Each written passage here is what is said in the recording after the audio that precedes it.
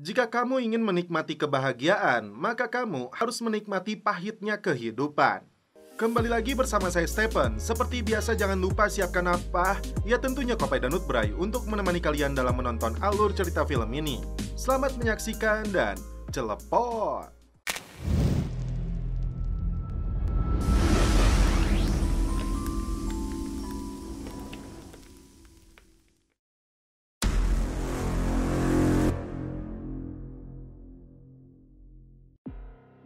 Cerita dibuka dengan ditampilkannya aktor utama dalam film ini yang bernama John B. Rutledge dan 3 sahabatnya.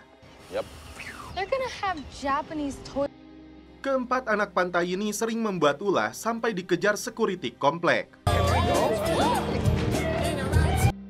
Mereka tinggal di Pulau Outer Banks, surganya dunia. Di pulau ini terbagi 2 wilayah yang dihuni para sultan tajir dan seberang selatannya dihuni para pekerja rendahan seperti John B dan teman-temannya yang dijuluki sebagai Poju. Sahabat John yang pertama adalah JJ, dikenal sebagai anak nelayan pemberani dan super nekat tapi jago juga dalam berselancar. Kemudian ada Kiara, sebenarnya anak tajir, pengusaha restoran, tapi dia lebih suka bergaul dengan John. Terakhir Pop yang memiliki kecerdasan lebih dari teman-temannya, khususnya dalam bidang matematika. John sendiri hidup sebatang kara setelah ayahnya dinyatakan hilang di laut sejak 9 bulan lalu saat mencari kapal karam. Ibunya pun tidak diketahui keberadaannya, kabur sejak John masih berusia 3 tahun. Seharusnya John tinggal bersama pamannya, namun keberadaannya pun tidak diketahui. Meski ayahnya sudah dinyatakan telah tewas, namun John tidak menyerah selama dia belum melihat jasadnya. Hari itu, seluruh penghuni Outer Banks dikejutkan dengan badai yang datang menerjang pulau ini. Tapi aksi nekat justru dilakukan John dan Pop untuk berselancar. John sempat melihat sebuah kapal yang terombang-ambing di tengah-tengah ombak. Di pagi harinya, John melihat pohon depan rumahnya sampai tumbang akibat badai Agatha. Karena setelah badai ikan biasanya melimpah, John putuskan mengajak teman-temannya untuk mancing.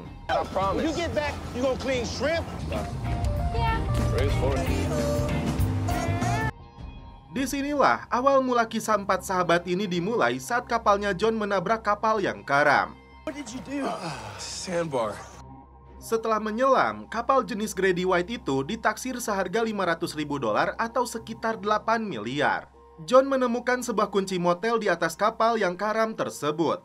Tanpa mereka ketahui, ada sosok jasad yang mengambang di dekat lokasi. Di sisi lain, seorang wanita bernama Lana sedang mencari keberadaan suaminya yang bernama Scooter. Lana bertanya kepada bos suaminya yang bernama Ward Cameron dan putrinya yang bernama Sarah. Sarah mengaku terakhir kali melihat Scooter mengunci kabin kapal pesiar milik ayahnya ini. Karena laporan mereka tidak ditanggapi polisi pantai, John dan teman-temannya memutuskan untuk mengecek motel sesuai dengan kunci yang mereka temukan. John dan JJ masuk ke dalam kamar motel, sedangkan Pop dan Kiara menunggu di atas kapal. Tiba-tiba, Kiara melihat polisi datang juga ke motel tersebut. Dengan kode yang ditemukan di atas meja, John berhasil membuka brangasnya. Mereka tercengang setelah melihat di dalamnya terdapat banyak uang dan sebuah pistol. JJ langsung mengambil pistol tersebut. Sedangkan Kiara dan Pop melemparkan batu ke kaca jendela untuk memberitahu teman-temannya itu. Saat 2 polisi ini masuk, mereka tidak menemukan siapapun.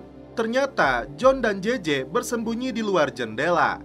Polisi yang bernama Deputi Sophie menemukan sebuah foto di dalam brankas tersebut, sedangkan uangnya dia bagi rata dengan rekannya. Keberadaan mereka hampir diketahui setelah JJ menjatuhkan pistolnya. Ternyata tak hanya pistol, 1 gepok uang dari brankas itu dicuri juga oleh JJ. Singkat cerita, polisi menemukan jasad pria itu yang ternyata Scooter, suami dari Lana. Di waktu yang sama, John dan teman-temannya melihat jasad pria yang diketahui sebagai pemilik kapal karam yang mereka temukan. Namun, mereka putuskan untuk merahasiakannya. John tidak percaya Scooter mampu membeli kapal senilai 8 miliar karena dia mengetahui Woodbray-nya saja dia beli ketengan. Mereka menduga skuter seorang pengedar narkoboy, dan di dalam kapal itu pasti ditemukan barang haramnya.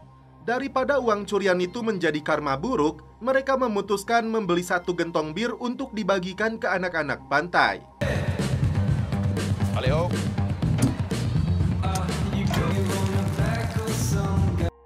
Saat itulah John melihat Sarah, anak pengusaha tajir, dan ternyata John bekerja di perahu ayahnya. Masalahnya, Sarah memiliki pacar bernama Topper, pria songong yang menilai rendah kaum Poju. Datang ke museum, Deputi Sophie yang menemukan foto itu ternyata foto dari sebuah kapal besar bernama The Royal Merchant yang tenggelam dalam badai dahsyat tahun 1829. Faktanya, kapal itu membawa emas pemerintah Inggris senilai 400 juta dolar atau sekitar 6 triliun rupiah. Apakah itu artinya skuter sedang memburu harta karun? Perkelahian terjadi antara John dan Topper yang tidak suka Sarah ditawari minumannya.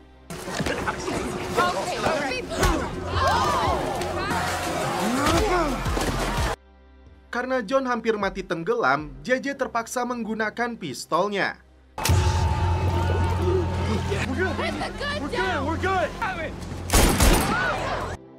Bangun dari tidur, John dikejutkan dengan kedatangan Sheriff Peterkin terkait perkelahian tadi malam dan senjata yang diacungkan temannya. John mengelak mengetahui tentang senjata itu termasuk perahu yang karam di dekat rawa. Peterkin mengancam jika John berbohong, dia akan diserahkan ke dinas sosial atau penjara khusus remaja. Karena dilarang mendekati rawa,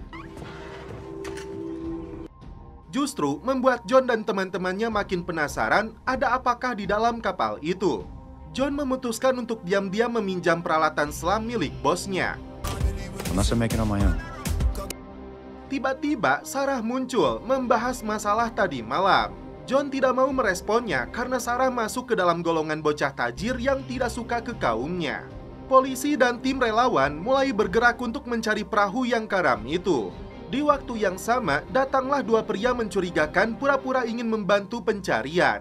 Tiba di lokasi kapal yang karam itu, Kiara mengingatkan John, tabung oksigennya tersisa sedikit lagi dan itu artinya John hanya punya waktu terbatas.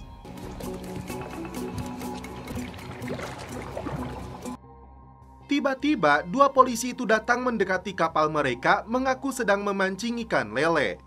John sendiri menemukan sebuah tas di dalam kapal tersebut. Namun, dia tidak bisa muncul ke atas, sementara oksigennya makin menipis. Setelah 2 polisi itu pergi, barulah John naik ke atas. Tiba-tiba, 2 pria mencurigakan itu mengejar mereka, bahkan melepaskan tembakan.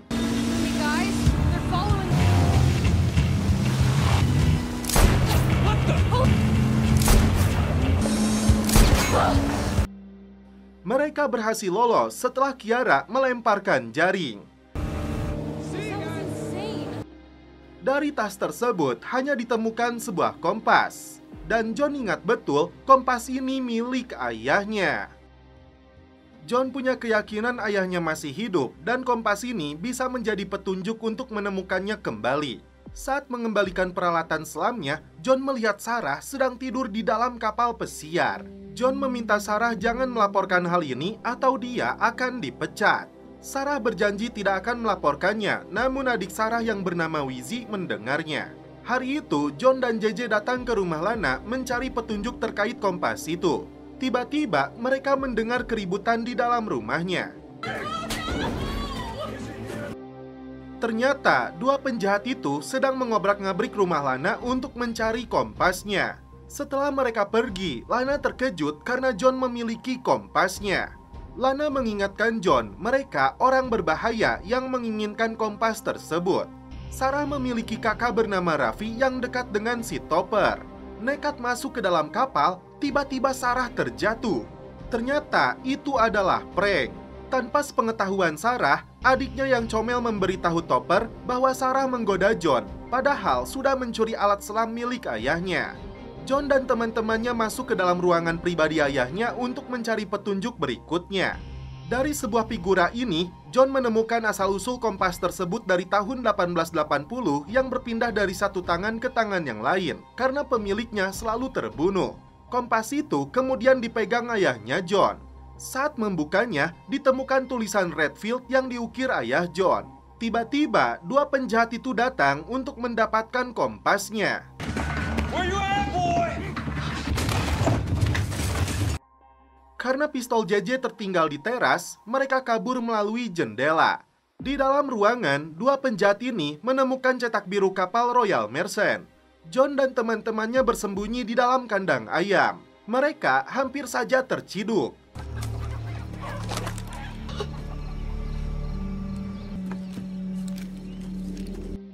Sarah tidak suka dengan perkataan Topper yang menyebut Pauju sebagai kaum gembel. Tak sampai di situ, Topper mengingatkan ayah Sarah bahwa John suka mencuri barang-barang miliknya. Dari tulisan Redfield yang ditemukan di dalam kompas itu, John mengajak teman-temannya ke mercusuar bernama Redfield. John diizinkan naik setelah mengatakan ingin mengetahui tentang Royal Mersenne. Petugas yang sudah berjaga selama 30 tahun itu membeberkan kisah kapal yang karam dengan emas bernilai 6 triliun rupiah di dalamnya. Dia berkeyakinan kapal itu karam di ujung utara akibat dahsyatnya badai saat itu yang berjarak 16 km ke arah sana dengan kedalaman 300 km. Persis seperti yang ayahnya John ceritakan. Namun ketika John menunjukkan kompas tersebut, tiba-tiba What are you doing? Rhonda, please, John dan Kiara digelendeng ke kantor polisi akibat penyerangan tadi.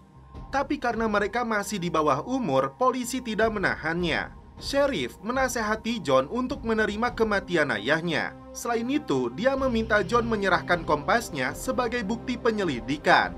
Tapi John mengaku tidak memiliki kompas tersebut. John kembali bermasalah setelah ayah Sarah mengetahui dia mencuri peralatan selam, akhirnya memecatnya. John menuduh Sarah telah membocorkan rahasia mereka, padahal dia sudah berjanji kepadanya. Tiba-tiba, John kembali dikejar dua penjahat itu. Mereka hampir saja merampas kompasnya jika Sheriff Peterkin datang terlambat.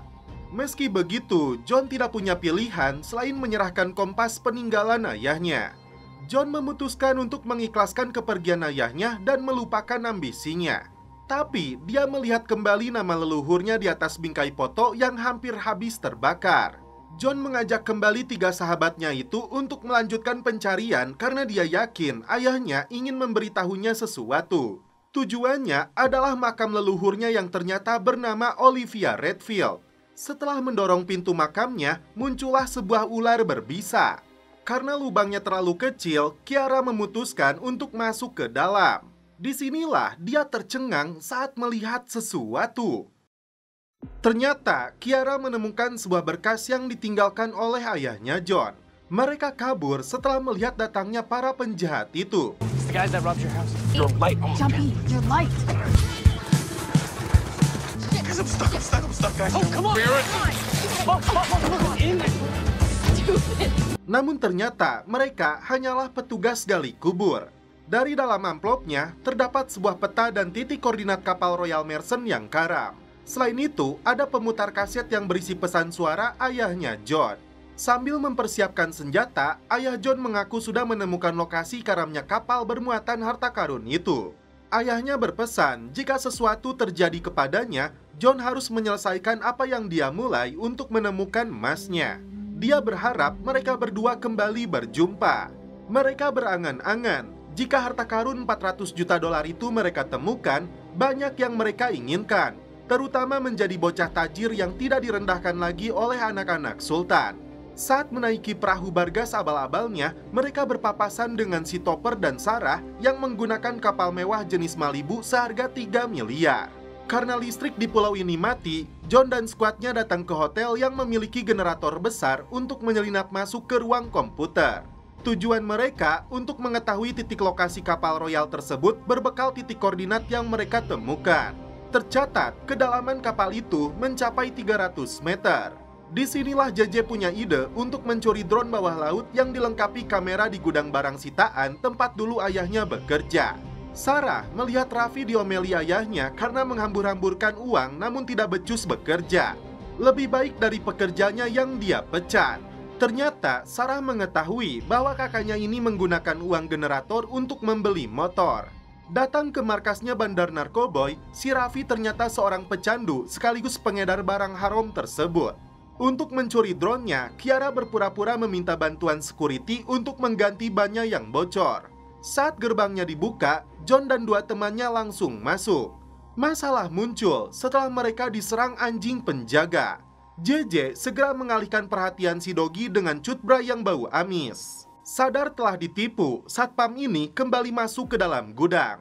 Untungnya, John lebih dulu berhasil mendapatkan drone-nya. Sedangkan JJ yang terciduk si satpam berpura-pura menangis disuruh ayahnya mengambil mesin las karbit. Sebuah kapal nelayan tiba-tiba menemukan potongan tangan di dalam jaring ikannya. Di lokasi pesta para bocah tajir inilah Raffi menjual narkoboynya. Sedangkan para bocah kere meminta makan di restoran milik ayahnya Kiara. Sheriff Franklin yang mendapat laporan melihat dua jasad pria yang ditemukan nelayan ini. Apakah mereka adalah dua penjahat yang selama ini mengejar John untuk mendapatkan kompasnya? Kembali ke John dan tiga sahabatnya yang sedang menguji coba drone bawah laut. Untuk berangkat menuju titik koordinat karamnya kapal Royal Merchant itu, mereka harus menunggu cuaca yang stabil. Sarah tiba-tiba datang ke rumahnya John untuk memberitahunya bahwa bukan dia yang membocorkan rahasia mereka kepada ayahnya. Sementara itu, JJ mengantar Pop yang ditugaskan ayahnya mengantarkan makanan ke para pemesannya. Kebetulan di lokasi itu, si Raffi dan Topper sedang bermain golf. Membalas perbuatan tempo hari, Topper dihajar habis-habisan oleh mereka. Just give us one then, right? Oh, and we've got nothing. What the hell? You freaking crazy! Beer, man. Frey, come on, man. Stay down, bitch. Frey! Seriously, knock it. We don't want you over here. You got that? Top, let's go. Kembali ke kapal, JJ melihat wajah temannya ini terluka. Tak tinggal diam, mereka merencanakan pembalasan dengan menenggelamkan kapal mewahnya milik si Topper. Mereka berdua berjanji tidak akan memberitahu siapapun termasuk Kiara dan John. Keesokan harinya, 4 sahabat ini mulai berlayar ke titik koordinat karamnya kapal bermuatan harta karun. Setelah itu, drone bawah lautnya mulai diluncurkan. Pop fokus memperhatikan layar monitor. Tiba-tiba, cuaca mulai tidak bersahabat dengan angin yang bertiup sangat kencang. Keep the tether out of the prop. I'm trying. Okay, hold it steady. Look, how we doing? Almost there. Mentok di kedalaman 300 meter, apakah mereka menemukan kapal Royal tersebut? Ternyata tidak ada kapal karam yang mereka temukan di lokasi ini. Kembali ke rumah, John dikejutkan dengan petugas sosial bernama Cheryl yang datang untuk menjemputnya. John akan dibawa ke rumah singgah karena usianya yang masih di bawah umur. Aturan negara menyebut John harus tinggal bersama orang tua atau wali. Tak bisa kabur, John dibawa dengan paksa. Dalam perjalanan, foto ayahnya terjatuh. Dia meminta petugas untuk mengambilnya. Kesempatan ini dimanfaatkan John untuk kabur. No leopard. Sorry, bro. Man. Thing about hitting a big jump when hucking. Tidak sengaja menabrak rantai, muncullah Sarah membantunya. John sengaja bersembunyi di dalam mobilnya. Setelah perahunya diangkat, Topper mendapat omelan dari emaknya karena biaya yang harus dikeluarkan untuk memperbaikinya. Teman Topper yang bernama Kelsey merasa yakin pelakunya adalah Pop setelah mereka berdua memukulinya. Sarah mengajak John ke rumahnya untuk mengobati luka di perutnya. John sempat bertanya tentang foto yang dipajang di ruangan ini. Sarah menyebut dia adalah Dan McTenny, pendiri Tenny Hill. Dalam sejarahnya, Tenny adalah seorang budak yang tiba-tiba datang membayar semua tanah di wilayah ini dengan emas. Ternyata Tenny ini adalah salah satu awak kapal Royal Merchant. Padahal dalam kisahnya tidak ada satupun yang selamat dari karamnya kapal itu. Saat pertama kali pindah ke sini, ayah Sarah menemukan buku harian dan berbagai catatan milik Tenny yang akhirnya disumbangkan ke Perpustakaan Nasional Capel Hill. Untuk masuk ke sana, diperlukan akses khusus. Sarah tidak mau memberikannya kecuali dia ikut bersama John. Terkejut melihat si Topper dan Raffi mengintainya, Pop menemui JJ yang sedang berlatih menembak.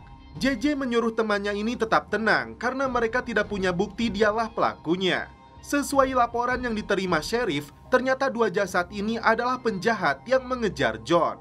Untuk menuju kota, Sarah dan John diam-diam menumpang ke dalam kapal barang.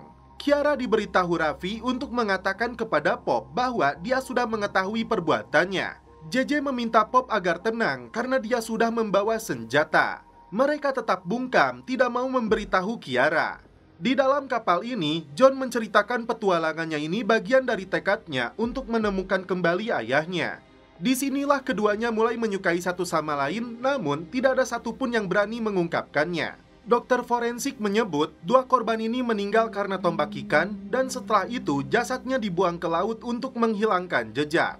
Tiba di dermaga, keduanya kabur dari kejaran awak kapal.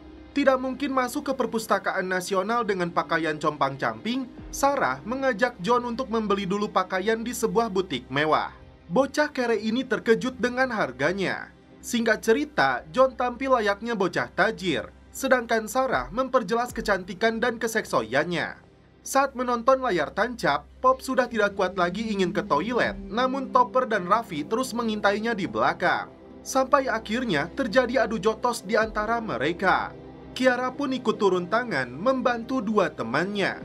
Daripada menggunakan pistol, Sarah memutuskan untuk membakar layarnya. Sebelum masuk, Sarah ingin mengetahui apa sebenarnya tujuan John dengan semua ini. Sarah sempat tidak percaya ketika John mengatakan sedang memburu harta karun berupa emas senilai 400 juta dolar di dalam kapal Royal Merchant yang dicuri oleh Denmark Tenny. Keduanya lalu membuka kembali sejarah dan buku hariannya Denmark Tenny. Tertulis Denmark membeli budak untuk dibebaskan. Tragisnya, dia digantung setelah dihasut melakukan pemberontakan. Dan inilah bentuk emas batangan milik pemerintah Inggris yang diduga berada di dalam kapal yang karam. Mereka juga menemukan korespondensi terakhirnya dalam bahasa Gula. Surat itu ditulis di hari kematiannya tepat tanggal 3 Mei 1844 untuk putranya yang bernama Robert. Polisi menunjukkan rekaman kamera seseorang yang telah menenggelamkan kapal milik orang tuanya si Topper. Polisi yakin itu adalah Pop sesuai dengan kapal milik ayahnya. Emaknya si Topper yang tidak terima mengajukan tuntutan agar pelaku dijebloskan ke dalam penjara remaja. Dirasa sudah cukup, Sarah dan John kembali naik kapal untuk pulang ke Outer Banks. Mereka sama-sama berat karena petualangan singkat ini terasa menarik. Polisi datang untuk menangkap Pop. Tiba-tiba JJ mengaku dialah pelaku yang sebenarnya. Dia meminta Pop untuk dilepaskan. Karena ayah JJ dikenal sebagai residivis, ditambah pengakuan Pop yang terpaksa mengiyakan, akhirnya JJ yang dibawa ke kantor polisi. Tepat di dermaga ini, sebelum berpisah, John meluapkan isi hatinya kepada Sarah bahwa dia benar-benar menyukainya. Dan setelah itu mereka pun celepok. Siapakah sosok pria ini yang menyimpan kompasnya, termasuk sebuah tombak ikan yang digunakan untuk menghabisi dua penjahat itu? Dibawa ke kantor polisi, sheriff bisa menuntut JJ dengan berbagai kasus pelanggaran, dari mulai senjata api hingga menenggelamkan kapal. Lalu, Franklin bertanya tentang dua orang dalam foto tersebut. JJ mengenali mereka sebagai pelaku pembobolan rumahnya John dan mereka juga yang mengejar dia dan kawan-kawannya. Faktanya, mereka sudah dibunuh. I know about that too. Stealth mode on. JJ bisa kembali bernafas lega untuk sementara waktu setelah ayahnya datang memberikan jaminan. Tapi mereka harus membayar 30.000 dolar untuk biaya kerusakan kapal itu. Dad, I swear. Inilah yang membuat ayahnya marah sampai memukulinya. JJ yang sudah muak lagi dengan ayahnya sempat menodongkan pistol. Namun, dia memutuskan untuk kabur dari rumahnya. Sementara itu, John datang ke sekolah untuk minta bantuan gurunya menerjemahkan surat peninggalan Denmark Tenny. Surat tersebut berisi curahan hati Denmark kepada putranya Robert. Namun di bagian akhir surat tersebut ditulis terkait properti dan perkebunan seperti tembakau, kapas, jagung, hingga tomat yang sedang jatuh harga pasarnya. Poin pentingnya, panenlah gandum dekat air di petak 9. Yang membuat John aneh, di hari kematiannya, Denmark menyuruh anaknya panen gandum. Faktanya, gambar gandum ini sama persis dengan logonya emas harta karun. Alhasil, John merasa kegirangan telah menemukan petunjuk yang sangat penting tentang letak harta karunnya. Tiba-tiba, JJ mencegatnya sebelum John masuk ke rumahnya. Ternyata ada seseorang yang sedang mengintai di sana. Gotta go this way. Mereka berputar untuk kabur menggunakan perahu.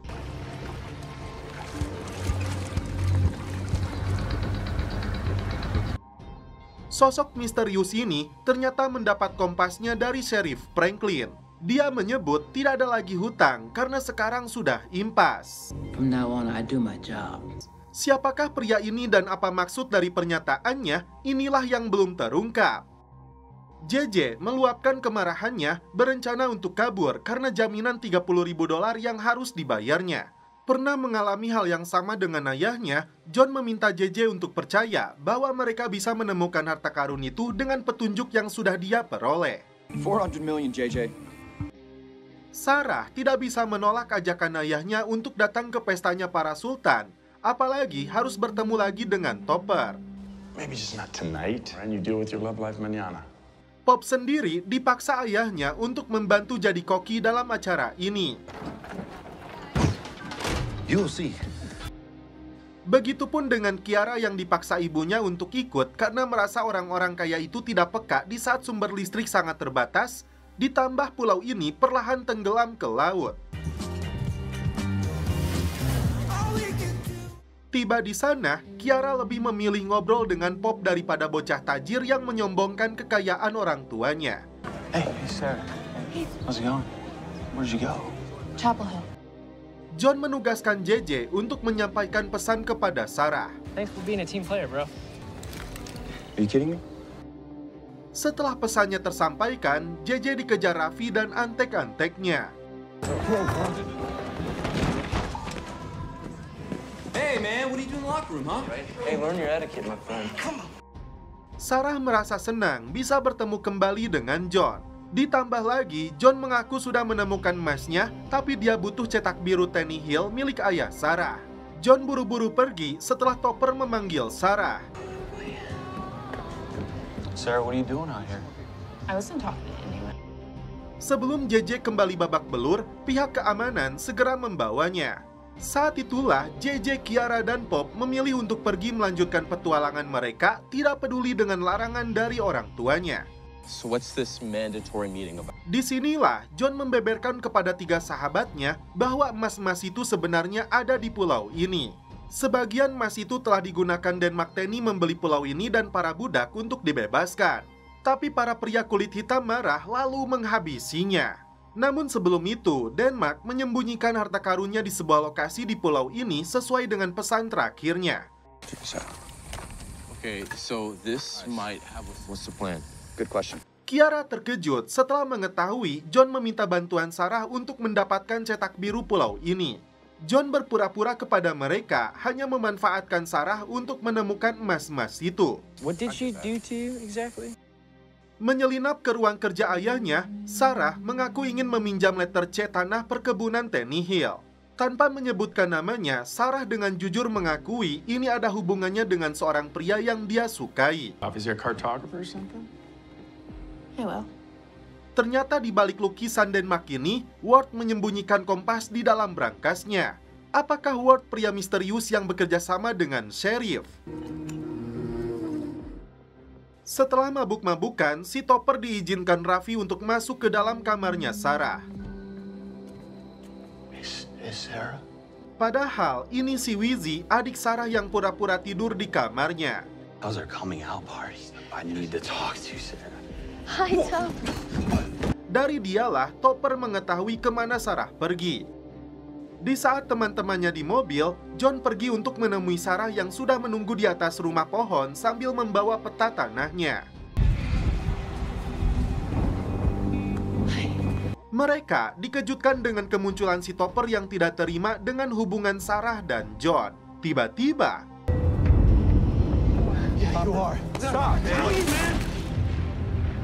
mendengar teriakan Sarah, teman-teman John segera melarikannya ke rumah sakit. Sarah, what happened? Pop, hurry!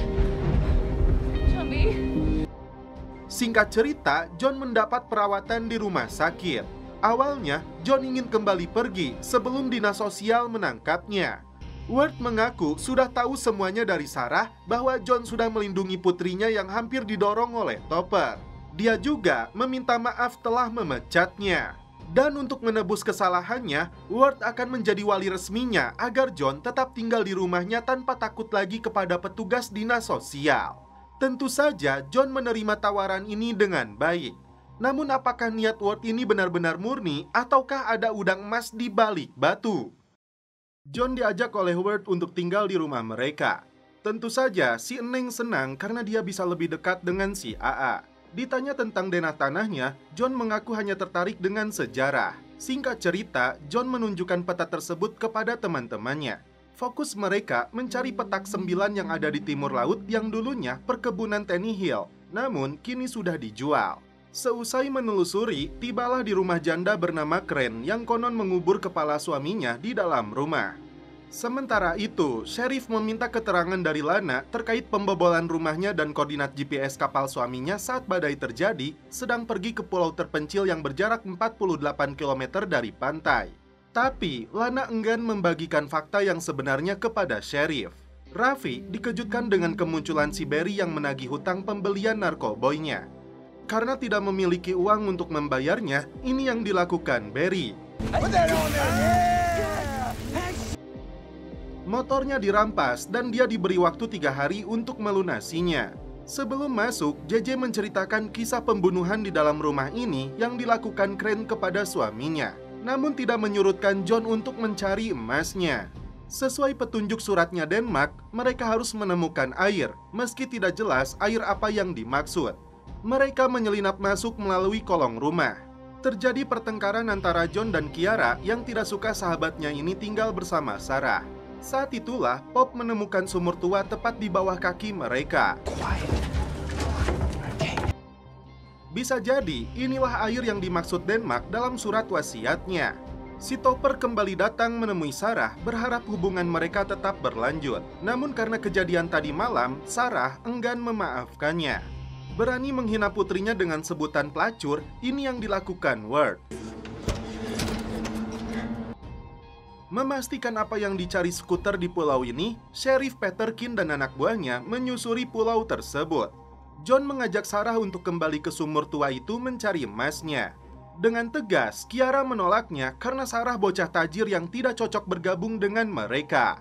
Sedangkan JJ dan Pop memilih netral-netral saja. Kiara makin tidak suka ketika John mengatakan Sarah adalah pacarnya.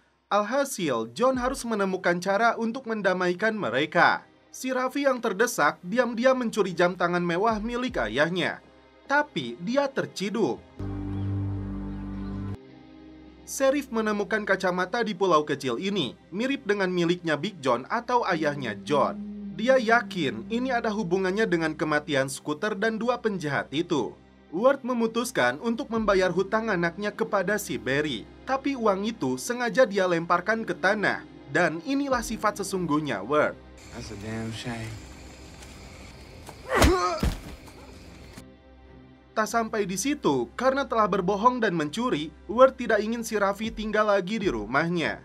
I can't have you in my house, son. Pop mengantar Kiara ke atas kapalnya. Di sana, JJ dan John pura-pura sedang memperbaiki kapal. Namun ternyata mereka sengaja membiarkan Sarah dan Kiara di atas kapal ini untuk menyelesaikan pertengkaran keduanya. This is ridiculous. Sarah coba berenang, namun yang ada malah digigit belut jantan. Karena penuh adegan dolar kuning, intinya mereka ini sebenarnya 2 sahabat sejak SD. Sarah minta maaf, begitupun Kiara karena saat itu dialah yang menelepon polisi.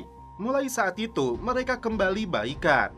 Di pagi harinya, 3 cowok kembali menjemput mereka untuk melanjutkan petualangan mendapatkan harta karunnya. Di malam hari, mereka menyelinap ke dalam rumahnya janda Crane dengan membawa tali untuk turun ke sumur.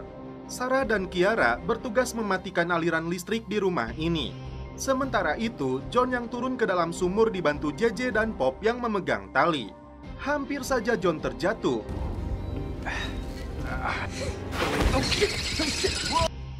Dan karena teriakan mereka, janda tua ini terbangun dari tidurnya. Tiba di dasar sumur, John tidak menemukan apapun selain sisa-sisa tengkorak manusia. Tiba-tiba, John menemukan lubang.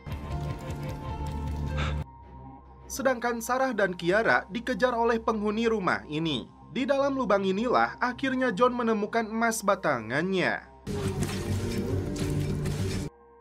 Masalah besarnya, wanita tua itu menembakkan senapan. Mereka buru-buru kabur dari rumah tersebut.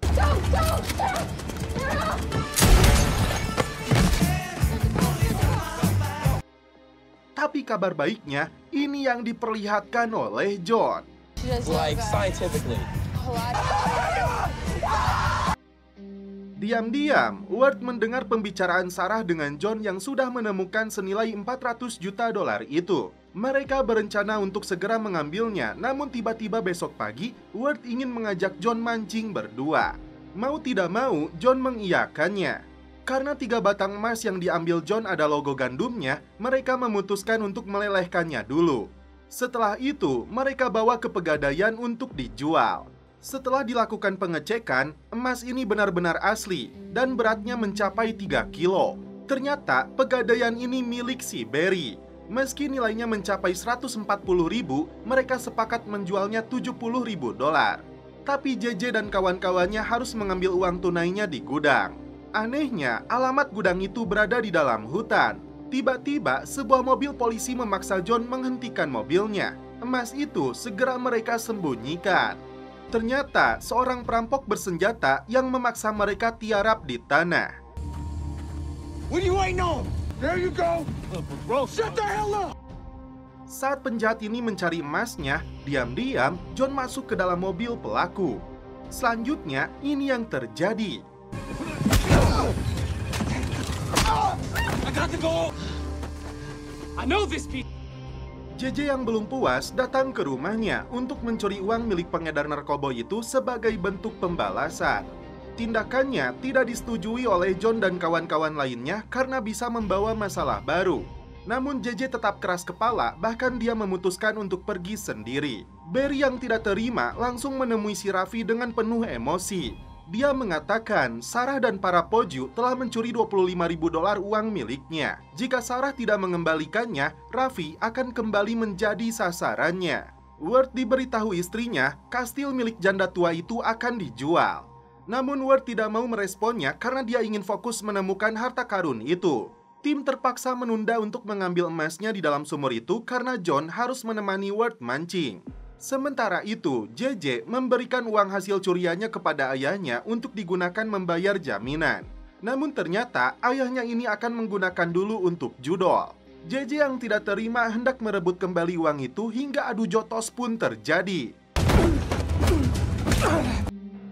JJ yang kehilangan kendali hampir saja membunuh ayahnya. What now? John dipaksa Raffi menghentikan mobilnya. Pertengkaran terjadi antara kakak adik ini. Begitupun dengan si John dan Topper. His money back? Like yesterday. See you later, sweetheart. Demi menghibur doinya, John mengajak Sarah ke bangunan gereja tua dengan pemandangan sunsetnya yang indah. Oh my God, that's so beautiful. Dan setelah itu mereka pun celepot. Di malam hari, Pop menunjukkan katrol buatannya untuk mengangkut emas-emas itu dari dalam sumur. Tiba-tiba, mereka dikejutkan dengan ulah si JJ yang mengaku membeli bak rendam berikut semua aksesorisnya. Semua ini bentuk kekesalan dia kepada dirinya sendiri, nasibnya yang buruk dan sebuah penyesalan karena hampir membunuh ayahnya. Dukungan moral diberikan Kiara dan Pop sebagai sahabat sejatinya. Pagi itu, John sudah mempersiapkan kapal untuk pergi mancing bersama Ward. Mereka berlayar ke tengah laut mencari spot potensial. Ward sengaja memberi John minuman keras meski bocil ini masih di bawah umur. Karena tidak ada ikan, Ward meminta John untuk berkata jujur kepadanya. Ayahnya Sarah ini mengaku sudah mengetahui bahwa John telah menemukan harta karunnya.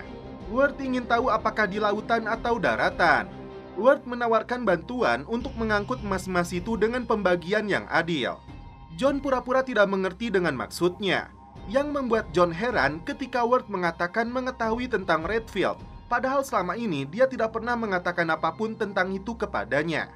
Yang John ingat, kompas itu dia berikan kepada sheriff.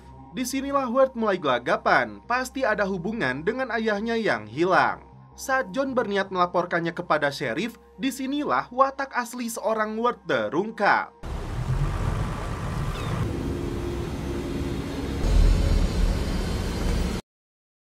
John berusaha minta bantuan, namun si Ward mematikan komunikasi radionya.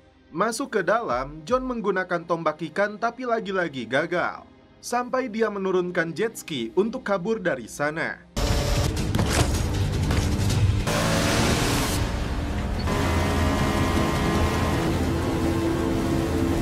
Karena bensinnya habis, John terpaksa berenang menuju daratan sampai tiba di rumahnya Lana. Fakta sebenarnya terungkap di sini saat janda skuter ini menceritakan apa yang dia dengar ketika suaminya berbicara dengan Ward. Kala itu, Big John mengaku kepada Ward telah menemukan lokasi harta karunnya. Ward menginginkan pembagian 50-50, namun Big John yang merasa sudah menghabiskan 20 tahun untuk mencari emas tersebut, hanya mau memberi Ward jatah 20%. Karena pertengkaran itu, Ward tidak sengaja mendorong Big John hingga kepalanya bocor. Bukannya minta bantuan, Ward justru menenggelamkan jasadnya Big John. Ward menutupi kejadian tersebut, namun pencarian emas tetap dilakukan setelah Ward mencuri peta harta karun milik ayah John.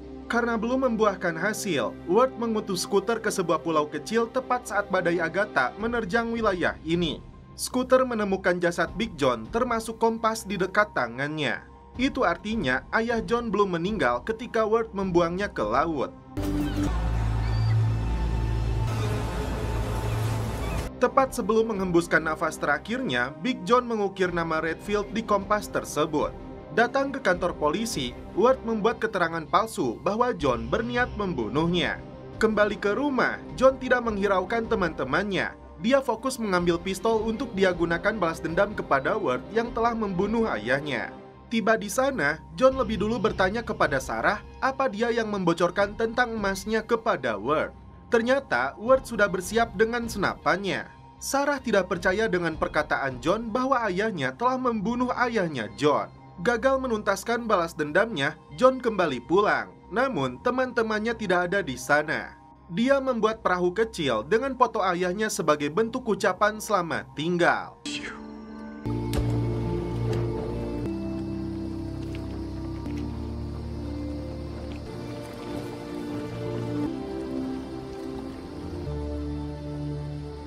Ward kembali membuat cerita palsu kepada Sarah, menyalahkan John yang telah melukai bahkan berniat membunuhnya. Tapi Sarah tidak percaya dan berada di posisi yang sulit. Siapakah yang benar? Tiba-tiba, si Ward ingat dengan perkataan John kepada Sarah yang telah menemukan emasnya yang dia yakini ada di rumahnya janda keren yang akan dijual. Ternyata, Kiara dan dua temannya ini mengintai rumahnya Ward memastikan John tidak berbuat nekat. Terjadi adu mulut di antara mereka karena Pop tidak mau ikut campur lagi urusan John. Karena pagi hari dia harus ikut wawancara untuk beasiswa kuliahnya. JJ melerai mereka lalu mengantarkan Pop pulang. Di pagi harinya John kembali ke rumah janda keren. Ternyata properti ini sudah dibeli oleh Ward. Masuk ke dalam sumur, di luar dugaannya emas-emas itu telah raib. Pop diantar ayahnya untuk ikut wawancara beasiswa. Dia mendengar ayahnya mendapat job untuk membersihkan landasan pacu yang akan digunakan mendaratkan pesawatnya Ward. Sementara itu, Raffi mendengar informasi dari adiknya bahwa ayah mereka mengajak Sarah terbang ke Bahama. Raffi cukup terkejut dan kecewa karena seharusnya dia yang diajak oleh Ward untuk urusan bisnis karena dia anak paling besar. Saat wawancara beasiswanya berlangsung, Pop ditanya tentang bukti emasnya setelah dia mengaku telah menemukannya. Menyadari akan sesuatu, Pop memutuskan untuk pergi dari sana. Pop memberitahu John bahwa dia teringat dengan ucapan ayahnya yang akan menebang pohon untuk menambah landasan pacu pesawatnya Ward yang bermuatan berat. Dan itu artinya si Ward berniat menerbangkan emas-emas yang mereka temukan untuk dijual di sana. Seperti yang diceritakan kepada John, di sini Lana membeberkannya juga kepada sheriff bagaimana jahatnya Ward yang telah membunuh Big John. Ternyata Peter Kin pun telah dikelabui tentang kompas itu. Tiba di landasan, John melihat anak buahnya Ward sedang memindahkan emas-emasnya ke dalam pesawat. Karena melihat Sarah dipaksa ikut dengan ayahnya, inilah aksi nekat yang dilakukan John.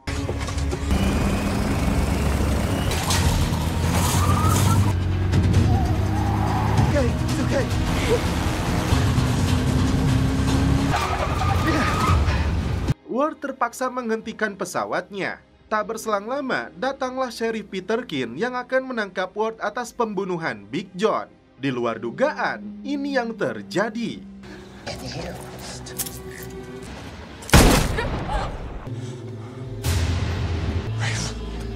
What did you do? I saved you, Dad. I saved... Entah apa yang ada dalam pikirannya, si Raffi nekat menembak Sheriff. Karena bisa menjadi korban berikutnya, John kabur dari landasan tersebut atas suruhan Peter Keene. Tidak mau anaknya ditangkap, Ward menyuruh Raffi untuk membawa adiknya pulang. Setelah itu, dia menghubungi pilot untuk menerbangkan pesawatnya. Sarah ingin turun dari mobil, tapi dilarang oleh Raffi sampai mobil mereka hampir bertabrakan. Pop tidak bisa mengendalikan emosi karena masa depannya telah hancur. Dia baru tenang setelah JJ memberinya sebatang utbray. Mereka lega karena John baik-baik saja. Disinilah Ward kembali membuka skenario palsu saat deputi datang untuk menyelamatkan nyawanya Sheriff. Dia menyebut pelaku penembakannya adalah John. Mereka segera melarikannya ke rumah sakit. Namun tragisnya, nyawa Peter Keene tidak tertolong. Polisi mulai memburu John yang dituduh telah membunuh Sheriff. John sendiri diantar teman-temannya untuk melaporkan kejadian tadi ke kantor polisi. Namun yang John dengar dari siaran radio, dirinya yang dijadikan tersangka. Alhasil, John memutuskan untuk kabur. John may do what he says. Don't move! Keep trying! Go! Kembali ke rumah, Ward menyuruh Raffi menutupi kejadian tadi karena dia sudah membuat laporan Johnlah yang menembak Sheriff. Sebagai anak, Raffi hanya ingin dihargai karena apa yang dia lakukan untuk menyelamatkan ayahnya meski itu salah besar. Tak tanggung-tanggung, Sheriff baru ini membuat sandiwara siapapun yang berhasil menangkap John akan mendapat imbalan $25.000.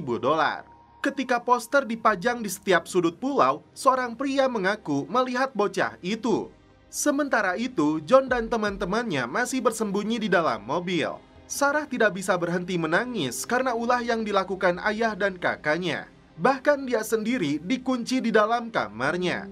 Karena selebaran itu, keberadaan John terciduk oleh warga. Hell you did, you little... John disuruh turun agar teman-temannya bisa mengalihkan perhatian polisi. Mereka janjian di dermaga untuk merencanakan pelarian John keluar dari pulau ini. Karena polisi terus memburunya, John terpaksa masuk ke sebuah rumah yang ternyata rumahnya si Kelcha, temannya Raffi. John terjebak di dalam ruang cuci. Karena pengaruh ganjo, Pop bicara ngelantur mengungkapkan perasaannya kepada Kiara. Merasa bukan waktu yang tepat, Kiara tidak mau meresponnya. Dan lagian, sesama Poju dilarang bercinta. Kelsey segera membangunkan Topper untuk mengawasi John. Sementara dia akan pergi melaporkannya kepada polisi. Pop mengalihkan perhatian Ward dengan menyalakan pembakaran. Kesempatan ini dimanfaatkan Kiara untuk memberitahu Sarah bahwa John ditetapkan sebagai buronan.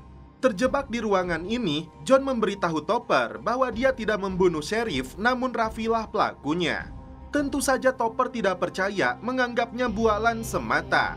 Di sini juga Topper mengetahui bahwa John benar-benar mencintai Sarah sepenuh hatinya. Sarah akting menangis agar si Wizzy masuk ke dalam kamarnya. Padahal Sarah ingin keluar untuk membantu John di luar sana. Tim kepolisian bergegas datang ke rumahnya si Kelsey setelah mendapat laporan. Sheriff memimpin langsung penangkapan John yang terkunci di dalam ruang cuci. Saat pintu dibuka, John berhasil kabur melalui lubang ventilasi. Polisi dibantu warga menyebar untuk kembali memburunya, termasuk si Raffi yang tidak tahu malu. Rupanya John sedang menuju gereja tua, disusul Sarah yang merasa yakin John akan bersembunyi di sana. Ternyata diam-diam si Topper membuntuti Sarah. John dan Sarah pun kembali bertemu. Di luar dugaan, Topper pun ikut naik. Dia membunyikan lonceng untuk menarik perhatian polisi. Saat itulah Sarah memberitahu Topper bahwa Raffi yang sebenarnya membunuh Sheriff. Lagian, untuk apa dia berbohong mengorbankan kakaknya sendiri? Tindakan kurang asem dilakukan si Raffi yang membakar gereja ini. Setelah api makin membesar, keluarlah si Topper yang menggunakan sweaternya John. Ternyata dia membantu John dan Sarah agar bisa melarikan diri. This fucking street people are just trying to help. And there might be people in there.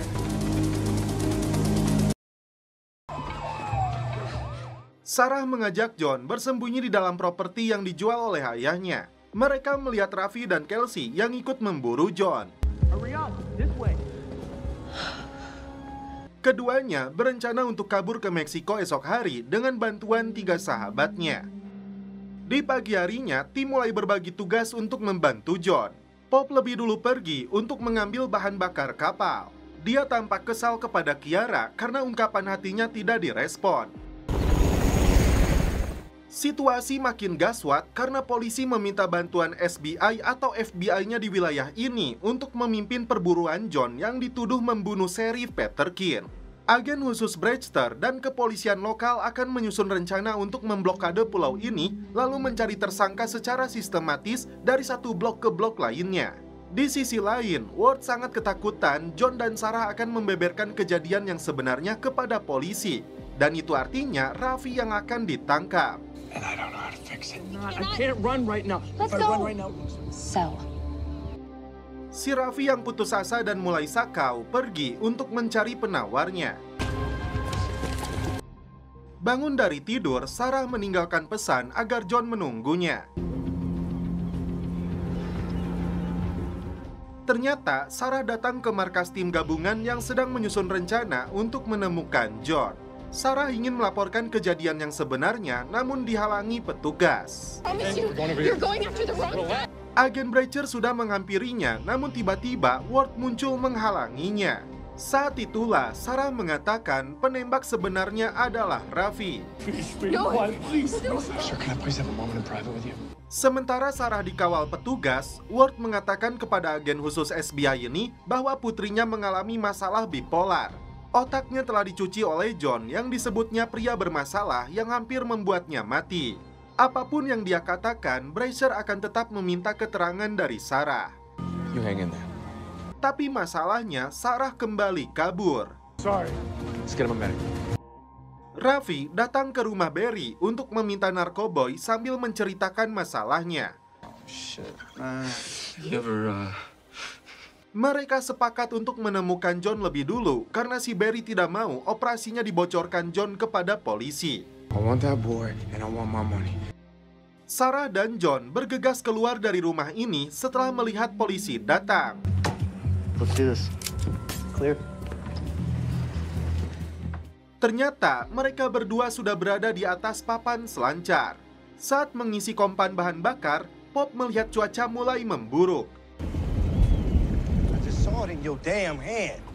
Terciduk oleh ayahnya, Pop terpaksa memukulnya karena dia menghalanginya untuk membantu John. You wanna hit me? You're an ungrateful son of a bitch, Pope. Begitu pula dengan Kiara yang dipaksa untuk pulang oleh ibunya, namun dia tetap pergi demi membantu sahabatnya. John menyuruh Sarah pergi lebih dulu ke dermaga, sementara dia sendiri akan lebih dulu ke rumah untuk mengambil emas 3 kilo yang mereka butuhkan untuk biaya pelarian. You're not coming with me. Giliran JJ yang harus mengambil kunci kapal Phantom dari tangan ayahnya. Hendak mengambil kunci di lehernya, tiba-tiba ayahnya terbangun untuk memeluk dan minta maaf kepadanya. I hate school too. Sometimes I see your mother and you. I'm sorry. JJ dan Kiara segera pergi setelah mendapatkan kuncinya. Sementara itu, si sheriff yang melakukan penggeledahan di rumahnya John menemukan emas 3 kilo itu. We'll take that as evidence. A lot bigger.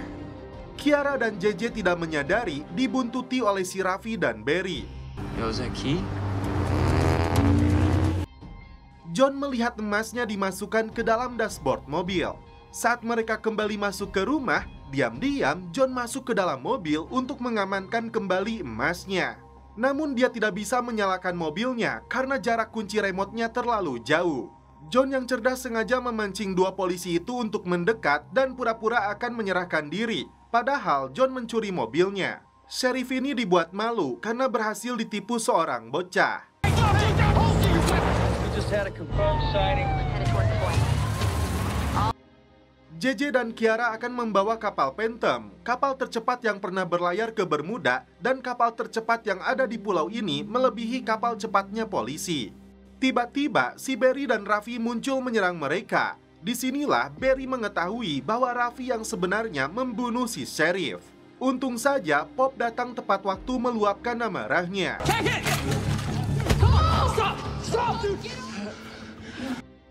Tiba di dermaga, sahabat-sahabatnya tidak percaya John datang menggunakan mobil sheriff. Masalahnya, John tidak melihat Sarah. Mau tidak mau, dia harus berangkat sendiri menuju Meksiko, meninggalkan 3 sahabatnya yang selalu ada untuknya.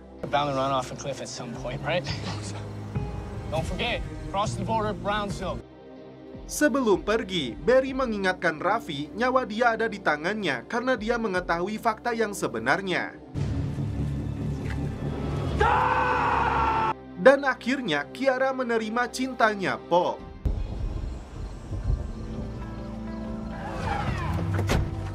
Mereka bertiga dibawa oleh tim kepolisian. Di saat badai mulai memburuk, John akhirnya menemukan Sarah. Keduanya mulai berlayar untuk meninggalkan pulau ini. Saat langit mulai gelap, kapal mereka harus melalui patroli kepolisian. Karena tidak ada penerangan, John memanfaatkan gelombang ombak untuk membawa kapal mereka menjauh dari dermaga. Agen Breacher dengan teropongnya terus mengintai lautan. Tiba-tiba listrik menyala kembali. Alhasil kapal mereka tersorot lampu.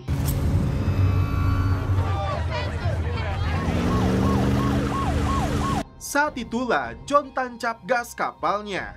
Beberapa kapal polisi langsung mengejar mereka. John memilih untuk mengarahkan kapalnya menuju titik badai. Kapal polisi pun tidak berani mengejarnya lagi. I got one more card I think we can play. Melalui panggilan radio, Ward membujuk John untuk putar arah kembali pulang demi keselamatan mereka berdua, terutama Sarah. Think of her. John B, what are you doing? Di luar dugaan, John mengatakan, "Kau telah membunuh ayahku." Didengar dengan jelas oleh agen khusus FBI ini dan tim kepolisian.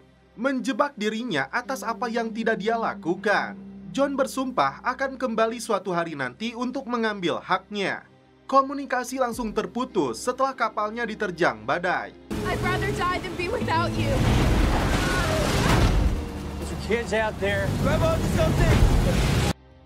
Kiara, Pop, dan JJ mendapat kabar buruk bahwa John dan Sarah kemungkinan besar tidak selamat. Ketiganya menangis histeris. They're dead?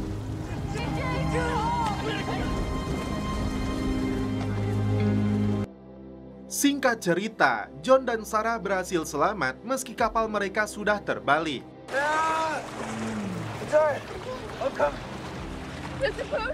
Dengan emas yang berhasil mereka amankan, pantulan cahayanya digunakan untuk minta bantuan sebuah kapal nelayan yang melintas.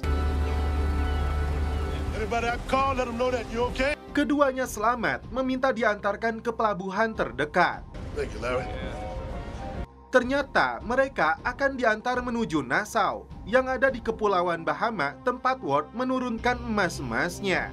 Itu artinya petualangan John belum berakhir demi mendapatkan kembali harta karun temuannya.